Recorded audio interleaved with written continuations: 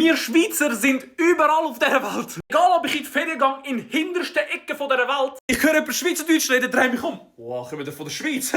Plötzlich, du hast einen neuen besten Kollegen, wirklich. Ich meine, nur 0,1% können Schweizerdeutsch auf dieser Welt, das wissen wir ja alle. Aber wirklich, egal wo man angeht, und das Ding ist, dann fängt man ein Gespräch an mit dieser Person. Ey, von wo kommen ihr? Von wo sind ihr? Von dort, von dort. In der Schweiz will man sich wahrscheinlich nie kennenlernen. Irgendwie die andere Person wohnt irgendwo in Schaffhausen, ganz in der Ecke an der Grenze irgendwo. Ich bin da unten irgendwo in Zürich, Glarus am rumchillen. Aber die Leute werden aber auch die besten Kollegen. Ich sag so, ich habe in Ibiza jemanden kennengelernt. Er war im gleichen Hotel.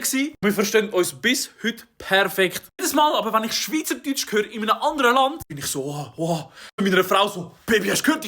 Das sind Schweizer, das sind Schweizer. Und richtig so, das ist speziell so. Gut, es wird nur schlimm, wenn du auf Schweizerdeutsch anfängst zu lästern über die anderen Personen und sie dich verstehen. Das wäre dann ein bisschen... Ja, dann werden vielleicht nicht ganz so gute Kollegen.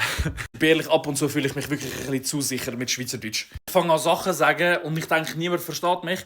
Und dann irgendwie so 30 Minuten später, irgendwie 20 Minuten später, nachdem wir so gegessen haben in diesem Restaurant, stehen wir auf und merken, dass irgendwie links von die Familie auch von der Schweiz kommt. Ja gut, also